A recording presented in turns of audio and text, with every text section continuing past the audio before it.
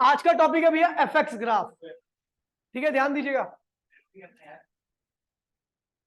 भाई, प्लीज बोलिए मत। एफ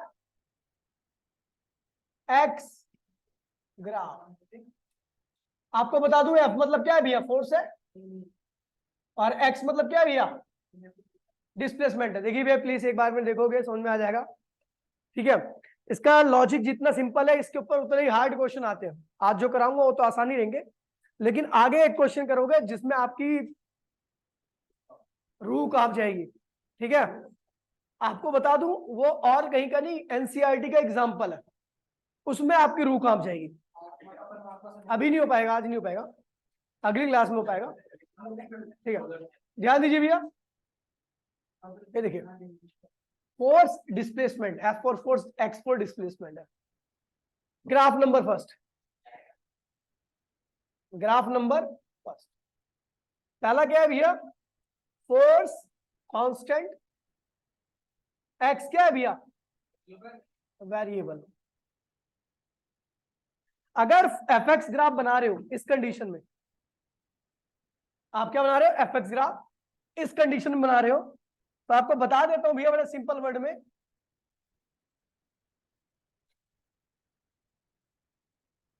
ये एफ है ये एक्स। आप एफ एक्स ग्राफ इस, भाई प्लीज बोले नहीं, इस कंडीशन में आ रहे हो तो आपका फोर्स कभी नहीं बदलेगा, केवल कौन बदलेगा, एक्स। तो ग्राफ हमेशा इस शेप का बनेगा। क्या बनेगा, ठीक है, इसके नीचे क्या बन जाएगा, क्या बन रहा है, रेक्टेंगल। ये बेस क्या है इसका, एक्स है, और परपेंडिकुलर या लंबाई क्या है इसकी, फोर्स है। समझ गए भैया। इस केस में जब आप एरिया निकालोगे, area of F x graph, क्या निकालोगे, तो भैया इसमें एरिया आपको निकालना पड़ेगा, क्या बन रहा है, रेक्टेंगल बन रहा है। तो रेक्टेंगल का एरिया निकाल दीजिए, लंबाई गुणे में चौड़ाई। लंबाई क्या है इसकी, एक्स है, और चौड़ाई क्या है, और एक्स है, यहाँ पे डिस्प्लेसमेंट एफ क्या है, फोर्स है। तो फोर्स इंटू में डिस्प्लेसमेंट क्या होता है भैया, वर्क। क्या होता है भैया, तो area of F x graph क्या देता है भैया आपको, वर्क देता है। और इस कंडीशन में आपका जो ग्राफ बनेगा वो हमेशा किस शेप का बनेगा, रेक्टेंगुलर शेप का। कैसा बनेगा, graph number 2, graph number 2। Force क्या है भैया, वेरिएबल, ध्यान दीजिए, और डिस्प्लेसमेंट, अच्छा फोर्स वेरिएबल होगा, ध्यान दीजिए, अगर आपका फोर्स वेरिएबल है तो चेंज आ रहा होगा इसके अंदर। फोर्स वेरिएबल है तो चेंज हो रहा होगा ना ये, तो चेंज जो है वो डेल्टा एफ से लिखूंगा, किससे लिखूंगा, लेकिन चेंज क्या है, कांस्टेंट है। फोर्स तो वेरिएबल है, लेकिन जो फोर्स के अंदर चेंज आ रहा है वो क्या है, मतलब समझो, पहले फोर्स क्या था 2, फिर क्या हो गया 4, फिर 6, फिर 8, फिर 10, फिर 12, फिर 16। फोर्स तो वेरिएबल है, लेकिन जो चेंज आ रहा है वो किसका आ रहा है, 2 का आ रहा है, यानी चेंज क्या है, कांस्टेंट। यहां पर फोर्स वेरिएबल लेकिन चेंज क्या है, और एक्स क्या है, एक्स वेरिएबल होगा। ठीक है भैया, तो इस कंडीशन में आपका ग्राफ हमेशा ऐसा बनेगा। ठीक है, बना के देख लो, 2 न्यूटन के लिए इतना डिस्प्लेसमेंट, 4 न्यूटन के लिए इतना डिस्प्लेसमेंट, ऐसी तो बनेगा। ठीक है भैया, समझ गए। तो इस कंडीशन में ग्राफ ऐसा बनेगा, तो क्या बन रहा है इसके नीचे, क्या बन रहा है, ट्राइंगल। ट्राइंगल का परपेंडिकुलर फोर्स यूनिफॉर्म वैसे वेरी कर रहा है ना, पहले 2 पे मान लीजिए, मैं कह रहा हूं 2, जब 2 न्यूटन का फोर्स था तो डिस्प्लेसमेंट 1 मीटर का हुआ, 1 मीटर की पोजीशन पे पहुंच गया वो। जब फोर्स 4 न्यूटन का हो गया तो डिस्प्लेसमेंट इतना हो गया, फोर्स 6 न्यूटन का हो गया तो डिस्प्लेसमेंट इतना हो गया। तो ग्राफ ऐसा तैयार किया गया, मतलब जब आपका फोर्स वेरिएबल हो और चेंज कांस्टेंट होता है तो हमेशा की, पहले इसमें देखिए, अगर फोर्स कांस्टेंट है तो ग्राफ की शेप हमेशा क्या रहेगी, क्या होगी, रेक्टेंगुलर। क्या होगी, लेकिन अगर आपका फोर्स वेरिएबल है लेकिन चेंज कांस्टेंट है तो ग्राफ की शेप क्या होनी चाहिए भैया, ट्राइंगुलर। क्या होगी भैया, ट्राइंगुलर होगी। यहाँ पे ट्राइंगल का एरिया निकालना पड़ेगा, समझ गया भैया। यहाँ पर परपेंडिकुलर क्या है, एफ, और बेस क्या है भैया, एक्स है। एरिया निकालिए, एरिया क्या होगा, एरिया ऑफ एफ एक्स। यहाँ पर किसका एरिया निकालोगे, ट्राइंगल का एरिया, एरिया ऑफ, और एरिया ऑफ ट्राइंगल क्या होता है भैया? हाफ बेस इंटू में हाइट। बेस क्या है भैया? एक्स। हाइट क्या है भैया? एफ। फोर्स इंटू में डिस्प्लेसमेंट क्या होता है? वर्क। क्या होता है भैया? और वर्क का आधा क्या होता है? वर्क ही होता है। क्या होता है? वर्क का आधा भी क्या होता है? वर्क होता है। समझ गए?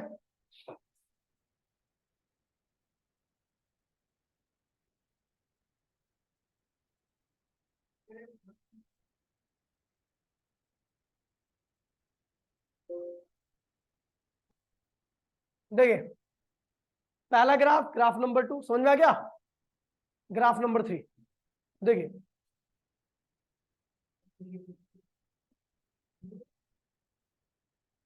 Graph number 3, graph number 3। हाँ बोल भाई। अरे भाई क्लास लेने देगा मेरे को? अभी क्लास ले रहा हूँ, बाद में बात करता हूँ। हाँ नहीं नहीं, इसमें नहीं देखना तेरे को, अभी पहले काम की चीजें देखनी। अभी क्या भैया? फोर्स क्या भैया आपका? वेरिएबल है। क्या है? चेंज क्या फोर्स में? वो भी वेरिएबल है। क्या है? अबे इंपल्स याद है? इंपल्स में जो ग्राफ कराए थे इसी तरीके से कराए थे मैंने, है ना? फोर्स भी वेरिएबल है, फोर्स के अंदर चेंज भी वेरिएबल है। वेरिएबल मतलब कि फोर्स पहले क्या हुआ? 2 न्यूटन, हो सकता है 3 न्यूटन है, फिर क्या हो जाए 6 न्यूटन, फिर 15, फिर 20, मतलब चेंज जो है नॉन यूनिफॉर्म है। समझ गया? और एक्स क्या भी है यहाँ पर? वेरिएबल ही है। तो इस कंडीशन में आपका ग्राफ हमेशा क्या होगा? इरेगुलर शेप का रहेगा। कैसा रहेगा? x1 पे आपका ग्राफ ये था, x2 पे आप जब पहुंचे तो इस तरीके से हो गया। ये f है और ये क्या है भैया? x है। ठीक है? Irregular shape.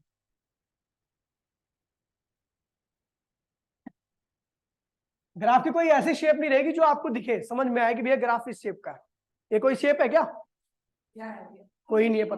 पता नहीं क्या है ये। अब इसका एक सोल्यूशन है। क्या सोल्यूशन है बताएगा? सोनी बता क्या सोल्यूशन है इसका? मैं एरिया कैसे निकालूं? अब तो क्या करूं? पहले पहला स्टेप तो बता। स्ट्रिप काट लो एक छोटी सी। हमने क्या किया? एक पतली सी स्ट्रिप काट ली। ये पतली सी स्ट्रिप, इस पतली सी स्ट्रिप की चौड़ाई क्या होगी? dx होगी। इस पतली सी स्ट्रिप की चौड़ाई क्या होगी? dx। dx क्यों लिए चौड़ाई? क्योंकि वो x के पैरेलल है। चौड़ाई जो है ना इसकी, ये चौड़ाई है, वो x के पैरेलल, ये चौड़ाई है। ये क्या है? यहां से यहां तक चौड़ाई है, लेकिन ये चौड़ाई क्या है? x के पैरेलल है। और चौड़ाई बहुत पतली है, इसलिए मैंने इसको क्या लिया? dx। d डेल्टा x मतलब नॉर्मल x है, मतलब चेंज इन x है, लेकिन dx मतलब बहुत छोटा x है। ठीक है? चौड़ाई बहुत छोटी ली है। और इस टाइम पर जो फोर्स की वैल्यू थी वो कितनी थी? F थी। क्या थी? इस टाइम पर फोर्स की वैल्यू F थी, चौड़ाई क्या थी? dx थी। तो इसका एरिया निकाली। एरिया क्या होगा? छोटा होगा। एरिया भी क्या होगा? छोटा होगा। स्ट्रिप पतली है तो एरिया भी क्या होना चाहिए? छोटा। और आपको पता है आप किस ग्राफ का एरिया निकाल रहे हो? एफ ग्राफ का। और एफ ग्राफ का एरिया क्या देता है? वर्क देता है। ये क्या बना है? रेक्टेंगल। क्या बना है? ये पतली सी स्ट्रिप किस शेप की है? रेक्टेंगुलर शेप की। और रेक्टेंगल का एरिया क्या होता है? लंबाई गुणे में। तो लंबाई कितनी है इसकी भैया? एफ। और चौड़ाई कितनी है भैया इसकी? dx। तो वर्क कितना हो गया? इस छोटी सी स्ट्रिप में जो वर्क आया आपका, इस छोटी स्ट्रिप का जो एरिया निकाला वो dA था। आपको पता है आप एफएक्स ग्राफ का एरिया निकाल रहे हो, तो वर्क भी क्या होगा? dw होगा। और dw वर्क क्या होगा? f dx के बराबर हो गया। कोई दिक्कत तो नहीं भैया? f dx ये वर्क हो गया। अपने को पता है भैया ये वर्क, ये जो एरिया फैला है वो x1 से लेके x2 तक फैला हुआ है। ये जो एरिया का फैलाव है, ये एरिया कहां से कहां फैला हुआ है? x1 से लेके x2 तक। तो अपने को पता है भैया कुल एरिया निकालना है। अपने पास निकालने के दो तरीके हैं। एक तो ऐसी ना जाने कितनी जितनी भी इस एरिया के अंदर स्ट्रिप्स आ रही है सबका इंडिविजुअल एरिया निकालिए, सबको जोड़ दीजिए। वो तो भैया न जाने कितने एरिया निकलेंगे और निकालना आपका पॉसिबल भी नहीं है। एक और मेथड होता है इंटीग्रेशन, उसका इस्तेमाल करेंगे यहाँ पे भैया। तो टोटल एरिया फ्रॉम, ध्यान दीजिए भैया, टोटल एरिया, डेरिवेशन इसकी कभी नहीं आती। Total area from x1 to x2, x1 से लेके x2 तक का कुल एरिया कितना होगा? तो भैया इसको इंटीग्रेट करोगे, dw का इंटीग्रेशन क्या होता है? w। dx का क्या था? x। तो dw क्या होगा? w। और ये क्या होगा? f dx। लिमिट लगा दो, कहां से कर रहे हो? किसको इंटीग्रेट कर रहे हो? x को। किसको इंटीग्रेट कर रहे हो? तो x की लोअर लिमिट क्या होगी? x1 और अपर लिमिट क्या होगी x2। तो ये आपका कुल वर्क आ गया x1 से लेके x2 तक। बहुत इंपॉर्टेंट फॉर्मूला है और बहुत सारे क्वेश्चन अभी आप 2-3 क्वेश्चन तो करोगे इसके ऊपर अभी, ठीक है। देखिए मैंने बताया भैया अपने आप को हमें क्या करना है, एफएक्स ग्राफ करना है। क्या करना है, एफएक्स ग्राफ का एरिया। हमने देखा भैया एफएक्स ग्राफ के बनाने की 3 सिचुएशन होती है। एक ग्राफ बनता है रेक्टेंगुलर, एक बनता है ट्राइंगुलर और एक बनता है इरेगुलर शेप का। रेक्टेंगल शेप का ग्राफ जब बनेगा जब आपका फोर्स क्या भैया और एक्स क्या है वेरिएबल, तो आपका ग्राफ इस तरीके से बना, आपने एफएक्स ग्राफ निकाला और ग्राफ यहाँ पे रेक्टेंगल बन रहा तो लंबाई गुणे में चौड़ाई फॉर्मूला लगाया और ये क्या हुआ, लंबाई कितनी आ गई एक्स, चौड़ाई कितनी आ गई एफ इंटू मैक्स क्या होता है वर्क, यानी अपने को पता लग गया एफएक्स ग्राफ का एरिया क्या देता है भैया, वर्क देता है। उसके बाद दूसरा ग्राफ बनाया भैया मैंने, फोर्स वेरिएबल है क्या है, लेकिन चेंज क्या रहा है कांस्टेंट, एक्स क्या है, तो भैया ग्राफ किस शेप का बनेगा, ट्रायंगुलर शेप का। ट्रायंगल का एरिया हम निकाल रहे किसका एरिया, एफएक्स ग्राफ का एरिया। एरिया पता लग गया क्या देता है वर्क, ट्रायंगल का एरिया का तो हाफ बेस इनटू में हाइट, बेस क्या है एक्स, हाइट क्या है एफ, तो वर्क आ गया, वर्क का आधा भी क्या होगा वर्क होगा, ठीक है। फिर इरेगुलर शेप का, ये वाला समझना है आपको, ठीक है। यहां पर एफ क्या वेरिएबल है, चेंज भी क्या वेरिएबल है, एक्स भी क्या है वेरिएबल है, तो वेरिएबल शेप में इरेगुलर शेप का ग्राफ आएगा ऐसा। तो हमने क्या किया, इतना सा एक स्ट्रिप ले ली, स्ट्रिप कैसी है रेक्टेंगुलर शेप की है, रेक्टेंगल की विड्थ क्या है dx से बहुत छोटी है और लंबाई उस वक्त मान लीजिए फोर्स की वैल्यू क्या f है, तो एरिया क्या होगा dw और dA होगा, उसकी वैल्यू क्या होगी f इंटू में dx। जैसा कि हमें पता है एरिया छोटा है तो वर्ग भी क्या होगा छोटा होगा। अपने को x1 से लेकर x2 तक का कुल एरिया निकालना है। हम क्या करेंगे भैया, टोटल एरिया निकालने के लिए x1 से लेकर x2 तक इंटीग्रेट कर देंगे, ये आएगा। आप क्वेश्चन करेंगे इसके ऊपर, पहले से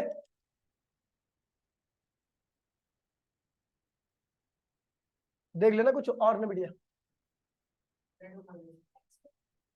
एक्स ठीक है भैया, ये हो गया आपका। अब ये क्वेश्चन कर इसके ऊपर, सेव कर दो इसे।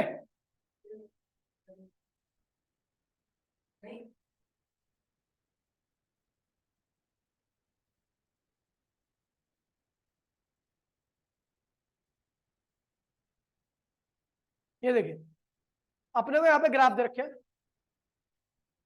क्वेश्चन नंबर 10 11 जो आपको दिख रहा है अभी ट्राई कीजिए। क्वेश्चन नंबर 10 11 जल्दी से कीजिए। देखिए पहला तो हो गया होगा सबका। अब देखिए क्या रहा है भैया, अ वुमेन पुशेस और trunk on a railway, trunk है हाँ, on a railway platform which has the rough surface, platform की सरफेस क्या है रफ है। She supply a force of 100 newton, वो कितना फोर्स सप्लाई करती है भैया 100 न्यूटन का फोर्स सप्लाई करती है, मैं फिर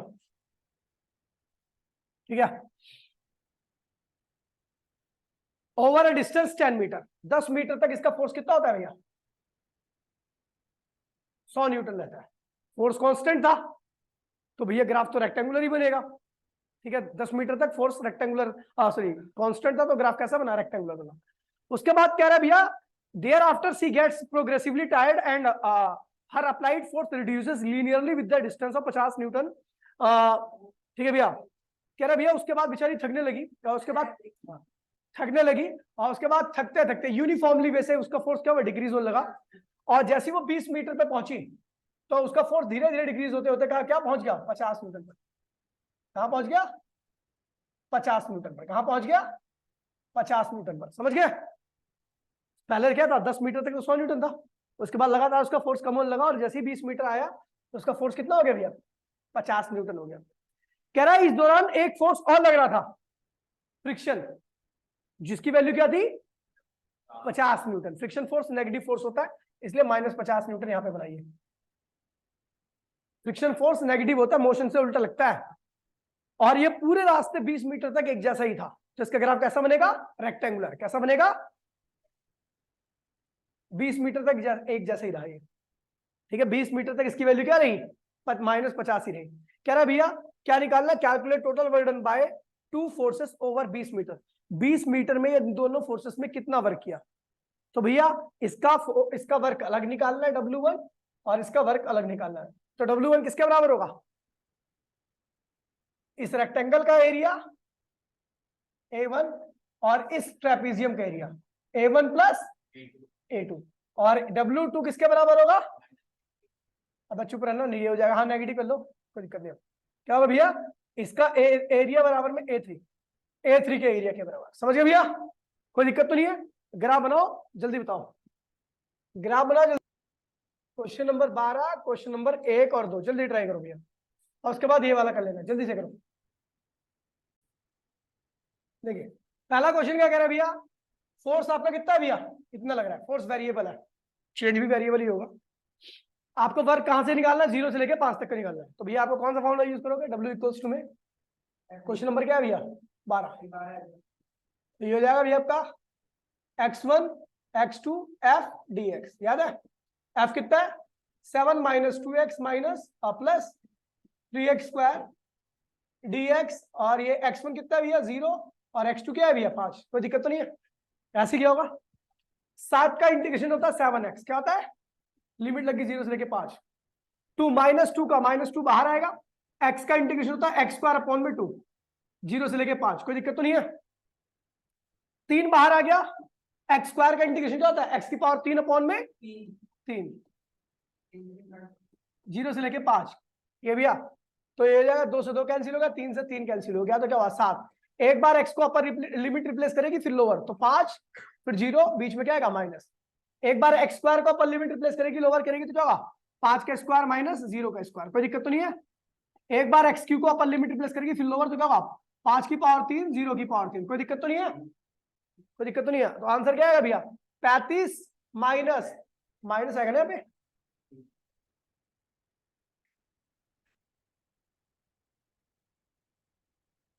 पैंतीस माइनस ये हो गया 25, और इधर क्या आएगा 125। तो ये क्या हो जाएगा आपका, इधर इधर हो जाएगा आपका 10 प्लस 125 बराबर में क्या हुआ 135 जूल आपका वर्क आ गया। कोई दिक्कत तो नहीं है, कोई दिक्कत तो नहीं है। अगला देखिए भैया, यहां पर भी फोर्स वेरिएबल है, तो भैया वर्क का फॉर्मूला क्या होगा x1 x2 f dx। f कितना, देखिए x1 क्या है भैया, कहां से कहां पे, x1 क्या है 0, x2 क्या है 2, 0 2। f की वैल्यू क्या है 15 प्लस 0.5x dx।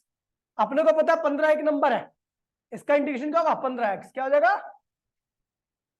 x, 0 से लेके 5 की लिमिट, 2 की लिमिट, 2 की लिमिट, 0.5 बाहर आएगा, x की पावर 1 है, इंटीग्रेशन में क्या होगा x की पावर 2 अपॉन में 2, लिमिट लगी 0 से लेके 2। इसको सॉल्व कीजिए, 15 2 - 0 प्लस 0.5, 2 की पावर 2 माइनस 0 की पावर 2 अपॉन में 2, सॉल्व कर लीजिए, आपका आंसर आ गया। कोई दिक्कत तो नहीं है, ठीक है भैया। अब नीचे वाला देखिए, नीचे वाला और टुच्चा क्वेश्चन है।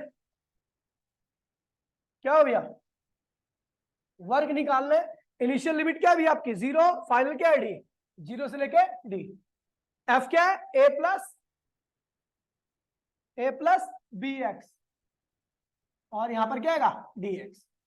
a का इंटीग्रेशन क्या होगा ax, लिमिट लगी 0 से लेके डी, समझ गया।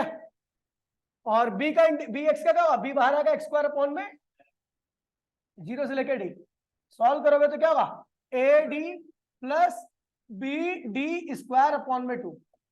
अब d यहां से d कॉमन ले लीजिए, तो क्या होगा a प्लस bd/2। ये आंसर आ गया, इतना जूल। समझ गए, कुछ भी नहीं है टुच्चे क्वेश्चन, जल्दी करो।